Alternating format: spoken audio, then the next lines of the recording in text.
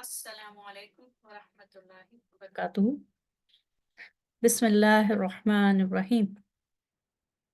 نحمده ونصلی علی رسولہ الکریم، اما بعد فاعوذ باللہ من الشیطان الرجیم، بسم اللہ الرحمن الرحیم۔ دورہ قرآن کریم کے سلسلے میں، جو کہ مختصر دورہ قرآن کر رہے ہیں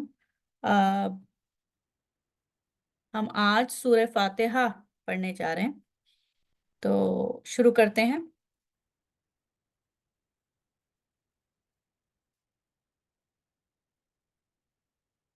سورہ فاتحہ یعنی اس کا جو معنی، اگر آپ نام کا مطلب دیکھیں تو اس کا مطلب ہے شروع ہونا، کسی چیز کا افتتاح ہونا، شروعات ہونا۔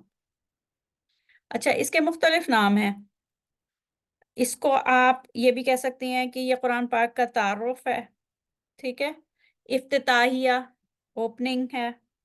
اس کے علاوہ پیش لفظ بھی کہہ سکتے ہیں، جیسے کسی کتاب کے بالکل شروع میں ایک پیش لفظ ہوتا ہے جو کہ کسی بھی کتاب کا تعارف کرتا ہے، تو سورہ فاتحہ کی جو حیثیت ہے قرآن پاک میں، وہ پیش لفظ کی، یعنی کہ اس کا افتتاحیہ یا شروعات، یا کتاب جب شروع ہوتی ہے تو اس کا جو تعارف ہوتا ہے، اس کی حیثیت سے اگر آپ دیکھیں، اور یہ دیکھیں کہ جب بھی ہم قرآن پاک یہ نماز میں، ہر نماز کی ہر رکعت میں جو ہے وہ سورہ فاتحہ ضروری ہے، یعنی کہ سورہ فاتحہ ہم پڑھتے ہیں اور اس کے بعد قرآن پاک کی کچھ جو سورتیں پڑھتے ہیں یا آیات پڑھتے ہیں۔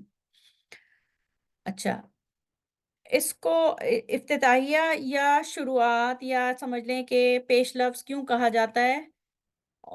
کہ اس میں، کیونکہ آپ نے دیکھا ہوگا کتاب کا جو پیش لفظ ہوتا ہے اس میں کتاب کے مصنف کا تعارف ہوتا ہے، تو جیسے ہی یہ قرآن پاک شروع ہوتا ہے، سب سے پہلے جو تعارف ہوتا ہے کہ شروع اللہ کے نام سے جو نہایت مہربان اور مسلسل رحم کرنے والے ہیں۔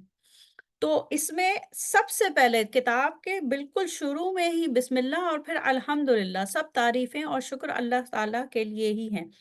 تو یہ جو ہے، یہ تعارف ہے اللہ اس عظیم ہستی پروردگار کائنات کا، کہ جو کہ جن کی طرف سے یہ کتاب آئی ہے، ٹھیک ہے۔ تو جس طریقے سے پیش لفظ میں کتاب کے مصنف کا تعارف ہوتا ہے، بالکل اسی طریقے سے سورہ فاتحہ کی شروع کی جو آیات ہیں وہ ہم انسان کو اس کے معبود سے متعارف کراتی ہیں، معبود برحق جس کی طرف سے یہ کتاب نازل ہوئی ہے۔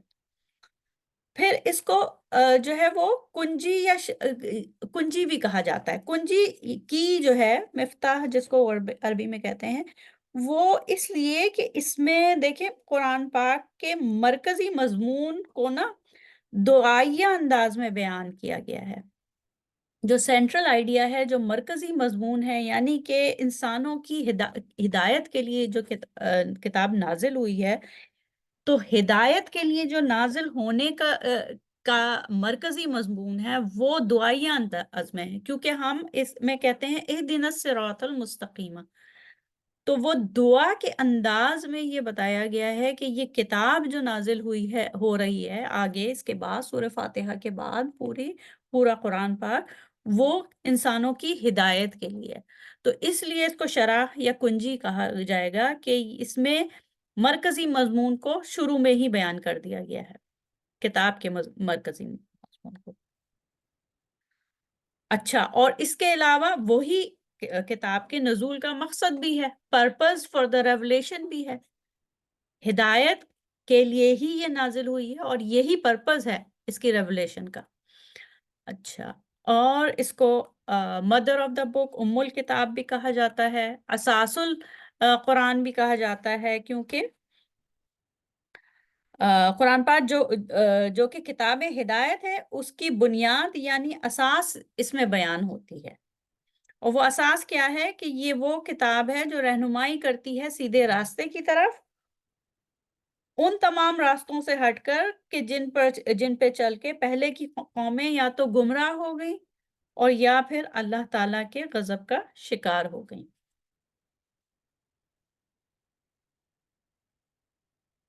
अच्छा, हम अब आगे चलते हैं सूरह फातिहा के तर्जुमे की तरफ। पहले तर्जुमा पढ़ लेते हैं।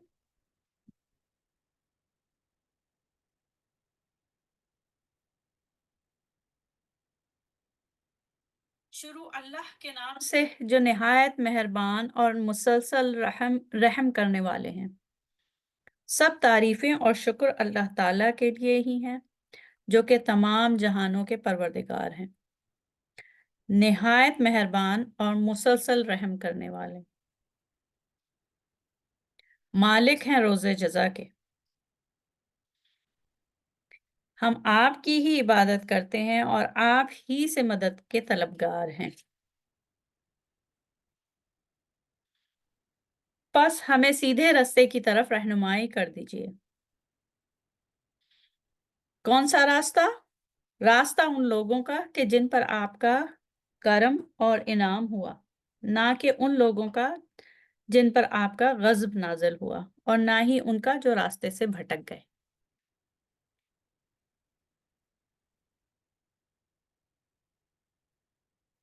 अच्छा, अब ये देखें कि इसमें जो तर्जुमा है, एक-एक आयत में ये किस तरीके से ये हम देखें कि जो आयत आ रही है, वो किस बात की निशानदेही कर रही है। पहली आयत, in the name all in the name of Allah the most beneficent the most merciful.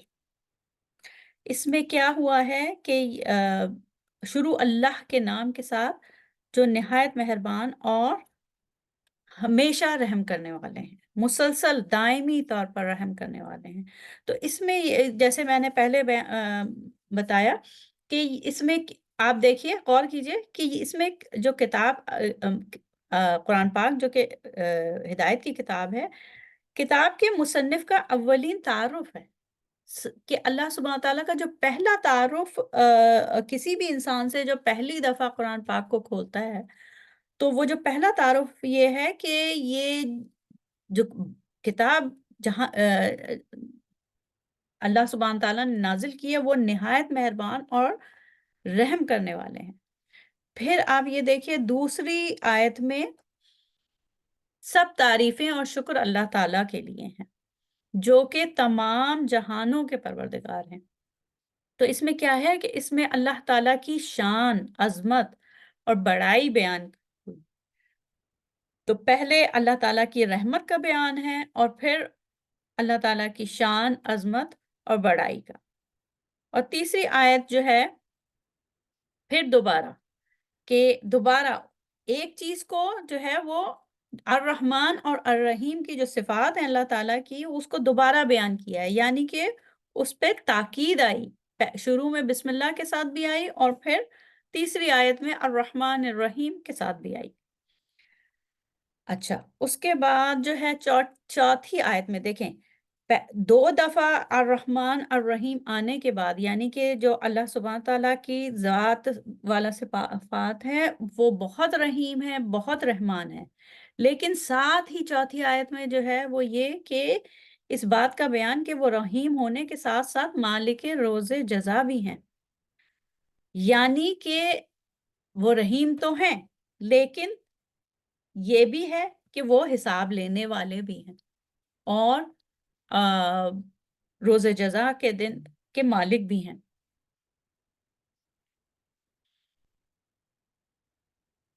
फिर 5वीं आयत, इसमें देखिए क्या है कि हम आप ही की इबादत करते हैं और आप ही से मदद चाहते हैं। इसमें क्या हुआ कि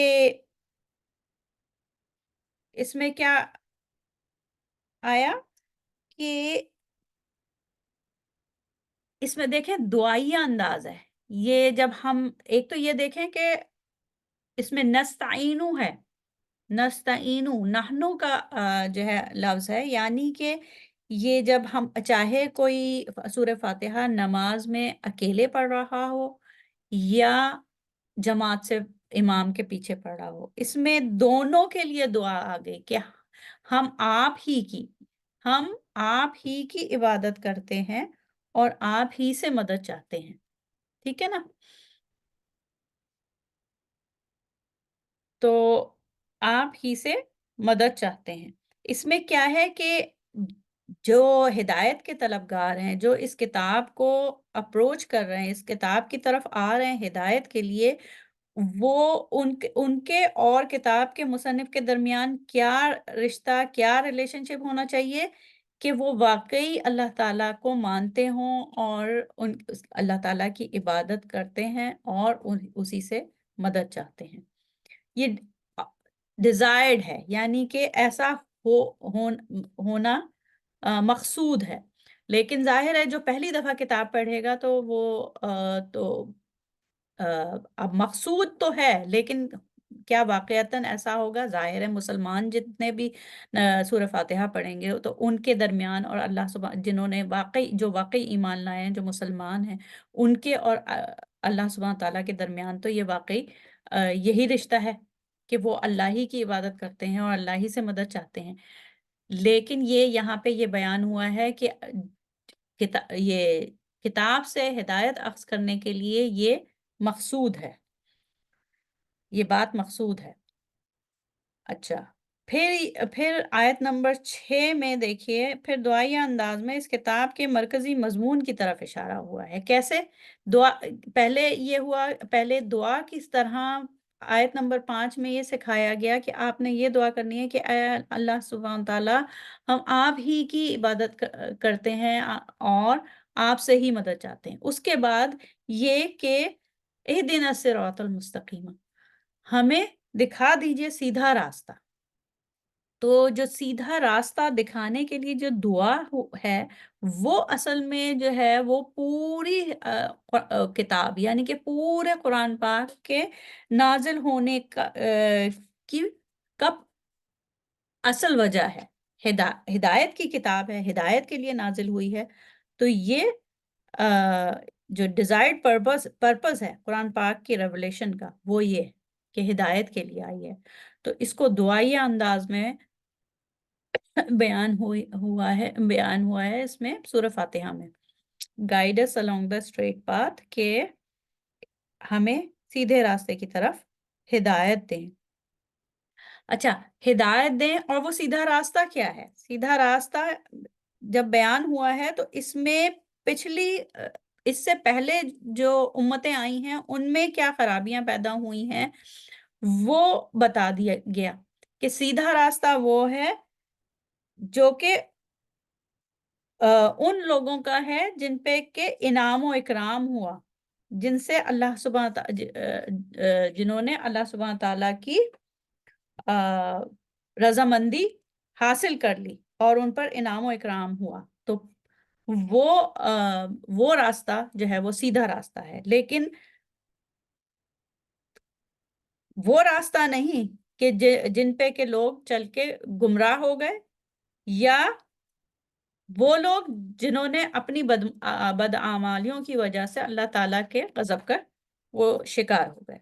تو نہ تو ان لوگوں کا راستہ جو گمراہ ہو گئے، اور نہ ہی ان لوگوں کا راستہ جو کہ اپنی بدعمالیوں کی وجہ سے اللہ تعالیٰ کے غضب کا شکار ہوئے۔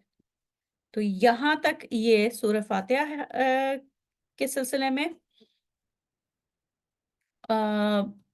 یہ ہے۔ اس کے آیات ہم نے دیکھ لی کہ پہلی آیت میں جو ہے وہ شروع کی 3